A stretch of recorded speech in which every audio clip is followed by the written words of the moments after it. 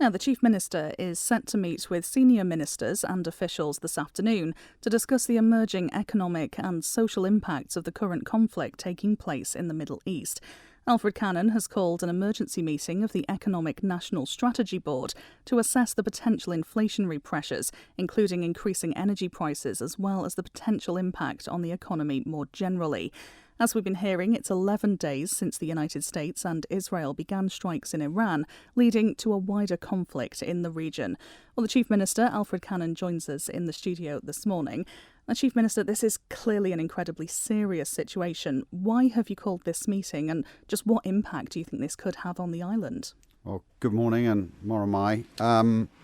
First of all, I think, I do just want to quickly refer to the human impact of this.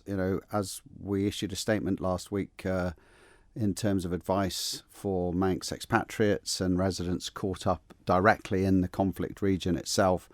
I'd say to people who are still concerned about that or who, for whatever reason, find themselves at the centre of any future escalation that takes place, the Foreign and Commonwealth officers should be the primary source of that information. They will be the people who will organise aid and potential evacuation flights and will deal with the resultant immediate travel disruption in that particular area and give the best advice. We, of course, will help and provide support where we can for urgent and serious cases, and indeed help people in terms of pointing them in the right direction. But absolutely, for any of our expatriates or residents who are immediately caught up in that conflict area, the FCDO is the place to go. And of course, I listened to the respective travel experts this morning on your show. I appreciate there's lots of other travel disruption going on around the place. I know there's Manx residents in other countries who've been caught up in this with serious delays. My thoughts with them, and I sincerely hope and trust that liaison with their airlines, with their travel agents, will eventually resolve the situation. But yes, going back to the current position, we're 11 days into this conflict now. Clearly there are going to be now some impacts in terms of economic impacts on the island. We've seen now the increase in the markets in terms of the oil and energy prices. We know from our experiences now, both with coronavirus, but certainly perhaps more directly relevant, the Ukraine war, sort of 4 years ago, what sort of impact this can have at that particular time. We saw significant spikes in energy costs. I think the electricity price went up something like 30%. Fuel prices obviously increased. We can see that then reflecting as generally in the whole cost of living, the cost of goods at the supermarkets.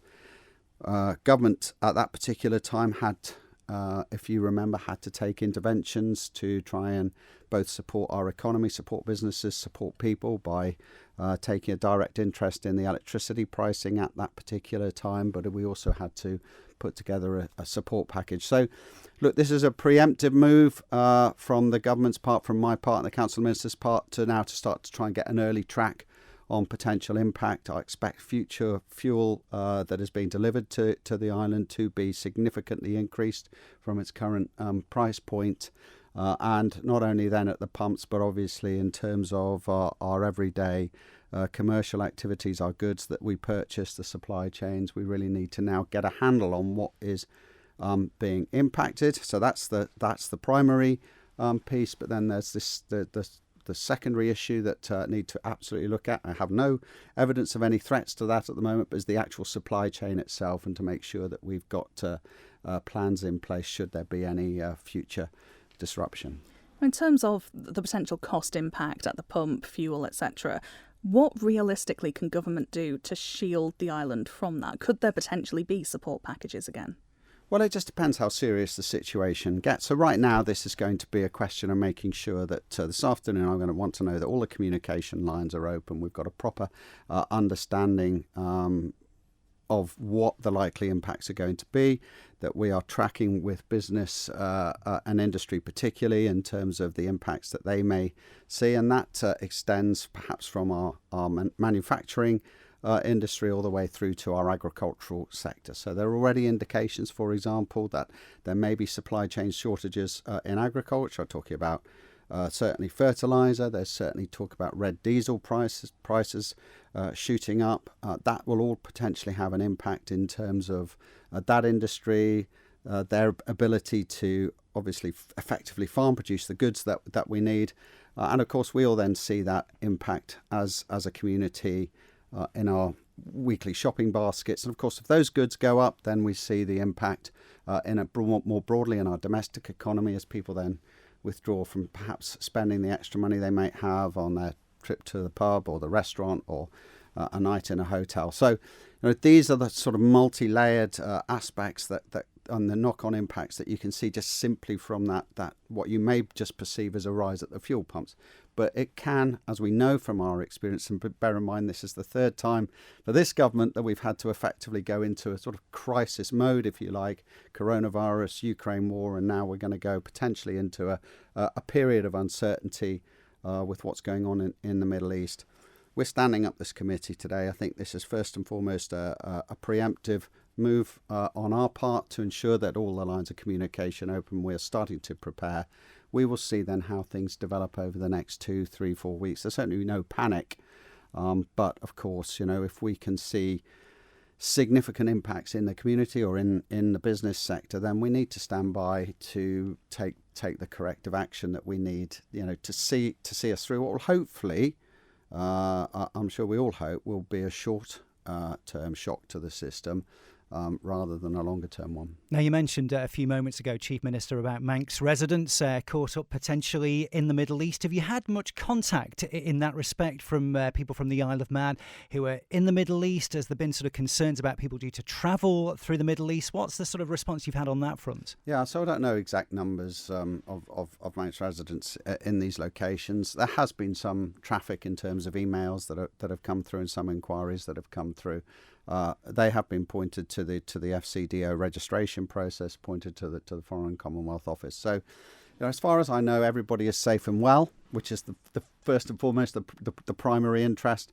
I know, obviously, there's been disruption, some concerns, people wanting to get out of the region. I hope that they have been successful. I think in the guidance we issued last week, we very clearly set out our position in terms of evacuation flights, etc., would be done by the UK government. People would be expected then to make their own way back to the Isle of Man. As I said, Ben, we're not disinterested in this. We absolutely want to help. We will help, please. If anybody is in trouble, if there's issues, then please reach out to the government, or if they can't get through to them, just reach out to your local MHK. We will do our very best to ensure that we get the right information to you to help and support.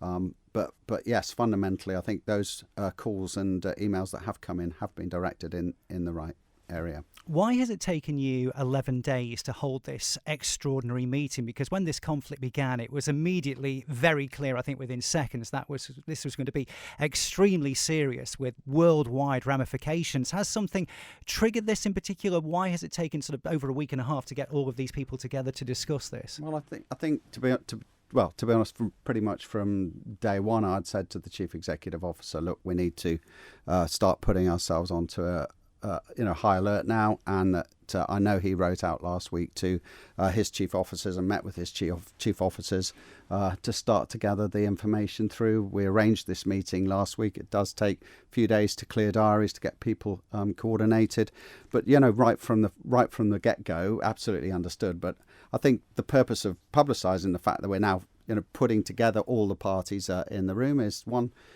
to provide a sense of reassurance that actually the government recognises there may be challenges now ahead for the economy, for people, and we are in a position now that we're starting to want to gather the data. I would absolutely say on that point, if there are sections of our community or business community who are now clearly seeing impacts that will have a negative effect on their industry or on indeed in terms of the broader community, then we need to know, please feed those through either directly to the relevant departments concerned or through to their industry or trade body, in order that that information can then be fed correctly through the channels to the government. As I said, Ben, this is about data information at the moment. This is about understanding where those pressure points are, and also as I said before, I mentioned that sort of supply chain. There are potential indicators that there may be some logistical supplies that are of essential need to genuinely, the how community. concerned are you about that at the moment? Well, I mean, certainly not on the fuel side. As far as I know, everything is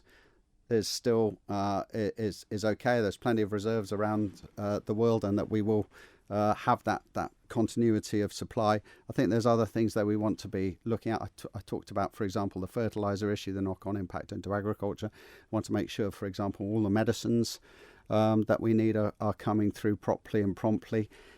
It's always hard right at the beginning to understand where and how these things may be impacted, and you can't necessarily see them just from a sort of direct recognition or understanding of the reports that are coming through from the Middle East. There can be other knock-on impacts in other countries around the world.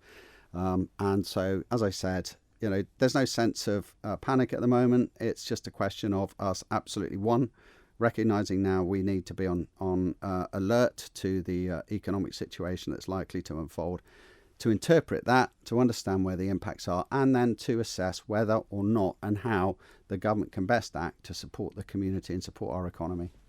From a security point of view, we know there were some arrests in the UK last week, individuals accused of spying on behalf of Iran. We know there's been a conversation, the Home Affairs Minister recently talking about ID for boat passengers and increasing that security at the border. How much of a priority now is it making sure that border is secure? Well, look, we've taken a lot of action in this government to ensure that the island is safe. Ports policing has been merged into the constabulary now. We are talking to the steam packet in terms of additional security measures. Look, we're ultimately interlinked into the common travel area, but absolutely security at our borders is a primary concern to us. I'm confident that the Chief Constable and his force have the right security links into the United Kingdom, or we have a proper exchange of information that goes on behind the scenes, and that our borders are secure. We need to keep working at that. That is why we are looking at additional measures moving into the future. Certainly, look, if there was ever a crisis point again to occur, then, as we've proven in the COVID and coronavirus pandemic, we are perfectly capable of really tightening up our security measures at our ports. And just finally, some of the global rhetoric around this. We've heard this morning from Donald Trump talking about death, fire and fury. We've heard Iran talking about acts of war. How does language like that help in this situation? Well, I'm not going to sort of extend commentary onto what world leaders are saying. I think, my job, Council of Ministers' job, is to focus on the impacts of this for the Isle of Man. Nobody wants to see this sort of conflict. We have to react to what is happening now on the ground in the Middle East. I'm very focused, and so is the Council of Ministers, in determining what is needed for us on the island to ensure that we've got, as I said, the supply chains working, that we are on top of the information, the data, and then we've got some visibility on the impacts both on our businesses, on our economy, and on people's daily lives. And just finally, presumably you will update us, the Manx public, on how this meeting actually goes this afternoon. So what I'm going to say now is that as this will develop over the next few weeks. I don't think you will see potentially an immediate reaction. I don't believe there is an immediate crisis, inverted commas. I think we need to brace ourselves. Everybody will need to brace themselves for some sort of economic impact in their pockets now in the coming weeks. It will take some weeks for us to understand, how that is flowing through into the economy, what it means for people, where there are any potential areas of concern for us building. Some of that times it takes a bit of time for that data to flow through. So there's no absolute sense of panic at the moment, but we do need to be on top of it. We are on top of it. We're going to make sure that we've got those data flows. And Ben, I can and John, I absolutely assure you, if there is a need for government to act to a developing situation or to sort of announce a situation that we believe is occurring and action that we're taking, we'll make sure that is properly communicated as quickly as possible. Thank you for making it to the end of the Manx Radio newscast. You are obviously someone with exquisite taste. May I politely suggest you might want to subscribe to this and a wide range of Manx Radio podcasts at your favourite podcast provider, so our best bits will magically appear on your smartphone. Thank you.